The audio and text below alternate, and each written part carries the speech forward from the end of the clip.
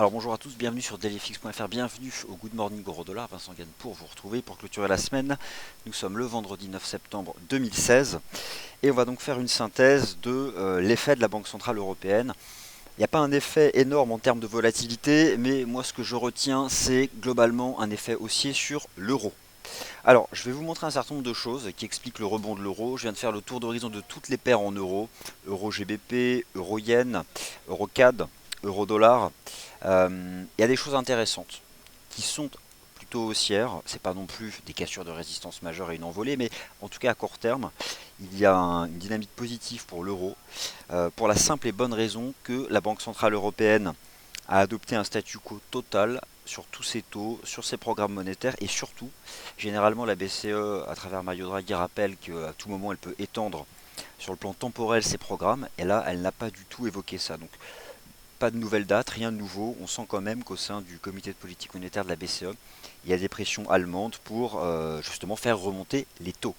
Alors, vous allez voir concrètement ce qui se passe sur les taux d'intérêt au sein de la zone euro. Je vais vous montrer la courbe des taux du marché obligataire de l'Allemagne fédérale de 1 à 10 ans. Tout remonte. Le prix du Bund d'ailleurs recule et donc l'euro est soutenu pour ces raisons-là. Donc voilà, au fond, c'est pas réellement une surprise parce qu'on sait que la Banque du Japon, la Banque Centrale Européenne attendent au fond la Fed le 21 septembre. D'ici là, voilà, le marché se projette sur cet événement. Alors négocier sur marge sur le marché des devises ou via des produits CFD comporte un risque élevé et ne peut être recommandé à tout investisseur car cela peut générer des pertes qui dépassent votre capital de trading. Alors, bienvenue, n'hésitez pas à laisser des questions. Voilà, on va faire le tour d'horizon des paires en dollars, des paires en euros. Je vois déjà des questions sur le NZD-USD qui a démarré un pullback, donc je vais évoquer tous ces sujets. Alors, première raison, sans revenir en détail sur tout ce qui a été hier expliqué par la BCE, parce qu'en fait, rien de nouveau. On peut presque même dire que c'est du copier-coller de tout ce qu'elle a proposé en juillet dernier. Et déjà à l'époque, l'impact avait été aussi sur l'euro. Alors c'est une capture d'écran, voilà, la source c'est le site Investing pour ne rien cacher. J'ai réalisé cette capture d'écran il y a 5 minutes. Regardez l'environnement des rendements obligataires en Allemagne. De 1 mois à 30 ans, on a des rebonds significatifs des taux. Pourquoi? Parce que si la BCE explique, la BCE n'a pas dit qu'elle pourrait l'étendre dans le temps, la BCE n'a pas augmenté le volume monétaire d'achat justement de ce marché obligataire, donc ça a été vendu. Les contrats de taux étaient vendus et donc voilà, les rendements obligataires remontent et c'est ce qui soutient justement un peu l'euro. Il ne faut pas croire non plus que l'euro va s'envoler. Au fond, ça restera de toute façon le dollar US et la séquence directionnelle propre au dollar US qui impactera le marché des changes et donc il faudra attendre le 21 septembre prochain. En tout cas, à court terme, aujourd'hui, il n'y a pas de fondamentaux majeurs. Donc, le marché va rester dans la dynamique créée hier par la conférence de presse de Mario Draghi, qui est donc légèrement haussière pour l'euro. Mais regardez, c'est assez fou comme tous les taux remontent en Europe, et il n'y a pas que l'Allemagne qui est concernée, la France, l'Italie, les Pays-Bas. Voilà, donc il y a de ce point de vue-là une relative déception tout de même sur l'action de la BCE. Maintenant, un deuxième graphique, la source c'est Eurostat, donc directement de la Banque Centrale Européenne, je vous montre ça. Vous avez ici les anticipations d'inflation de la Banque Centrale Européenne. Regardez à quel point elle est optimiste. Alors, c'est probablement pour cette raison que la BCE n'a pas étendu ses programmes monétaires, qu'elle a adopté un statu quo. Elle est résolument optimiste, et même très très optimiste, puisqu'elle envisage que l'inflation va être multipliée par 5 à horizon 2 ans. Alors, espérons bien sûr pour nous, pour la Banque Centrale, pour l'économie européenne, qu'elle ait raison. Mais en tout cas, on voit que, et finalement c'est souvent le cas, la BCE a confiance dans l'impact sur l'économie réelle de ces programmes. Donc pour toutes ces raisons, la BCE hier n'a strictement rien changé. Conséquence du fait que la BCE n'ait rien changé, l'euro est haussier. Alors, je vous remonte des choses que hier j'ai présentées dans l'émission spéciale BCE. Euro-yen, haussier. Ligne de tendance haussière, moyenne mobile à 20 jours, moyenne mobile à 50 jours. Prise d'appui. Écoutez, je ne vois pas, techniquement parlant, aujourd'hui ce qui s'oppose à une remontée donc, de l'euro-yen, petit à petit en direction des 116,36. Je ne sais pas si on va y aller aujourd'hui, mais en tout cas, constatez comme moi qu'il y a une dynamique prix-momentum positive et surtout, voilà, j'utilise pas forcément les moyennes mobiles pour des stratégies de trading, mais on peut quand même observer que sur le taux de change euro-yen, ces deux moyennes mobiles simples ici sont particulièrement pertinentes. Et elles ont changé de direction, elles sont haussières, et les prix donc sont portés par elles. Hier, on a un chandelier japonais qui est intéressant, donc un peu, voilà, on a repris cette dynamique. Bon, je pense qu'il y a une bonne probabilité que cela remonte. Euro GBP, idem. Hier, je vous ai montré une divergence haussière H4 en vous proposant de viser 0,85. Le marché a fait 84,95. Donc là aussi, c'est pareil. Je parle pour l'instant simplement d'un rebond technique. Voilà, une dynamique positive à court terme pour l'euro, mais n'y voyez pas un positionnement moyen terme. C'est vraiment l'action des prix à court terme, c'est le flux. Donc on a rebondi sur ce seuil ici sur l'euro GBP. Vous avez une superbe divergence standard le 6 septembre qui a été validée. Bon, là c'est pareil, hein, je pense que vu la dynamique de l'euro, moi je ne serais pas surpris qu'on remonte en direction des 85 à nouveau, et même des 85,50. Euro-dollar, bon, sans surprise, ce marché c'est une imbrication d'orange, c'est des poupées russes d'orange, hein, l'euro-dollar. En début de semaine, on avait étudié le support à 1,1130, il y a eu un rebond pour viser 1,13, ce qui a été fait. Mèche haute, et puis là on voit que ça repart. Il n'y a pas non plus en session asiatique, regardez la volatilité de l'euro, c'est extrêmement réduit. On a, je regarde là, on a 25 pips de volatilité en session asiatique. Bon, l'essentiel a été dit cette semaine, aujourd'hui on n'attend pas de stats majeures, à part les stocks des grossistes aux États-Unis à 16 heures et les ventes de commerce de gros.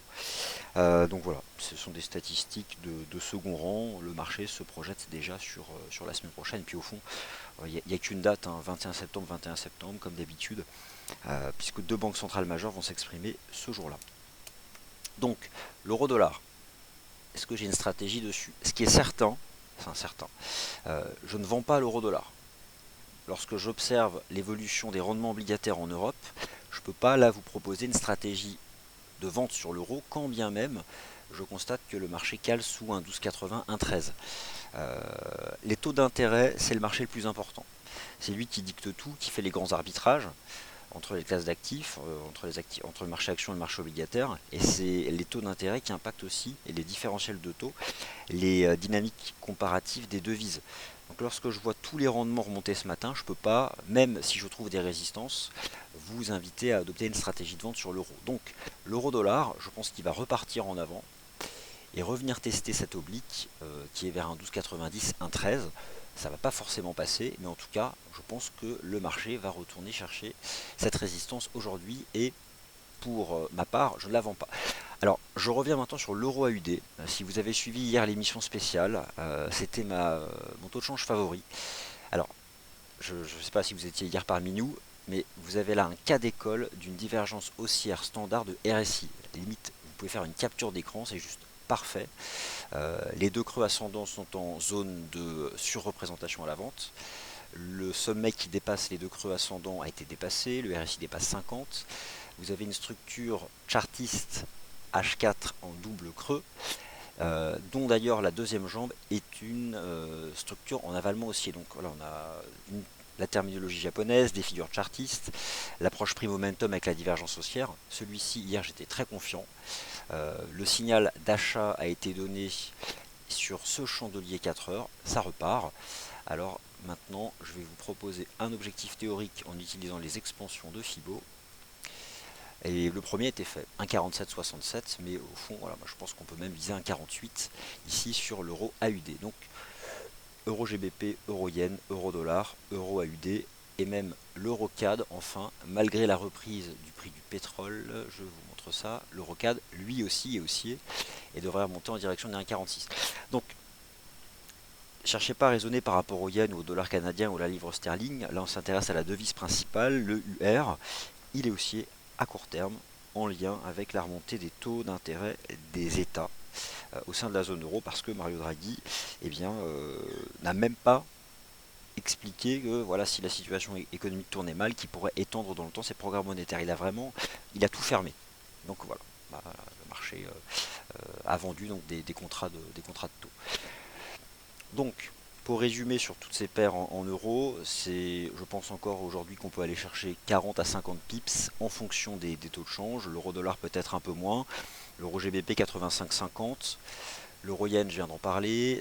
L'euro CAD, elle est 1,4650. Et ma préférence technique va de très loin à l'euro AUD parce que c'est le plus propre et surtout ça combine beaucoup d'éléments en fait de ma méthodologie et je trouve ça là particulièrement clair.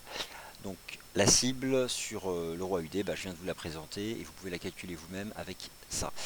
Donc vous utilisez ce bouton là et vous faites ajouter expansion de Fibonacci. Et ensuite ce qui compte c'est la projection du 0,61,8, du 0,76,4 et du 1 pour 1. Et enfin la paire en euros qu'on évoque peu, pour toutes les raisons qu'on connaît, l'euro CHF, rebond sur une ligne de tendance haussière, belle structure, belle bougie japonaise hier, lui aussi est haussier et peut remonter en direction des 1,0975. Voilà donc pour ce tour d'horizon des paires en euros. Alors maintenant les paires en dollars, forcément, voilà, on en a beaucoup parlé, il n'y avait que des statuettes, aujourd'hui il n'y a plus rien. Hier il y avait la BCE, il ne faut pas non plus s'attendre à une forte volatilité, mais plutôt au contraire, dans ce type de séance où il n'y a pas de fondamentaux majeurs, l'analyse technique fonctionne bien. Donc sur la plupart des paires en dollars, vous avez des retracements. Le NZD-USD, vous avez un retracement, on a fait un haut de canal. Je pense que le NZD-USD est attractif à l'achat si on revient tester 0,73, 0,7340. Donc voilà, ça c'est le prix qui m'intéresse.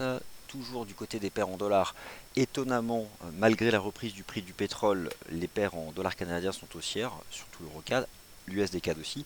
Alors aujourd'hui, il y a quand même des chiffres du marché du travail au Canada, donc voilà, je pense que là, si le dollar canadien est vendu, oubliez le pétrole à court terme, le marché est en train de se projeter sur les chiffres du marché du travail au Canada au mois d'août.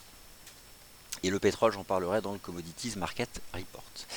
Donc, commentaire de la part de Richard, votre analyse de l'euro AUD, eh bien, je viens de la faire, et franchement, si vous l'avez payé, enfin si vous avez une stratégie d'achat pardon sur ce taux de change, gardez le cap, c'est juste parfait.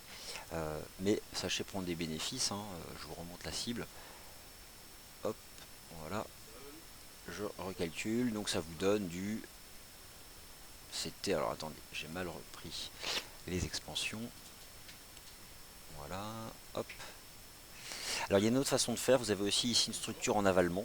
Donc on va calculer la cible de l'avalement tout de suite. Si j'arrive à attraper le bon outil, voilà, c'est parti. Alors attendez, un petit souci, je ne sais pas ce qui se passe. Expansion du plus bas. Hop, voilà. Donc ça nous donne du 1,4789 pour répondre à votre question, Richard.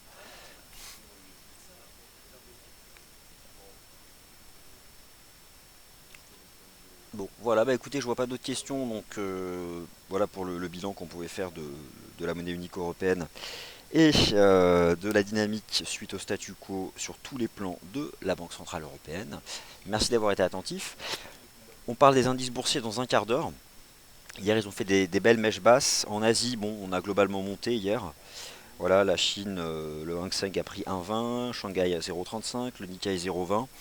Là, on attend une ouverture à peu près flat. Et vous faites le point sur les indices boursiers avec, alors USD4, je termine dessus, avec Sylvain dans un quart d'heure.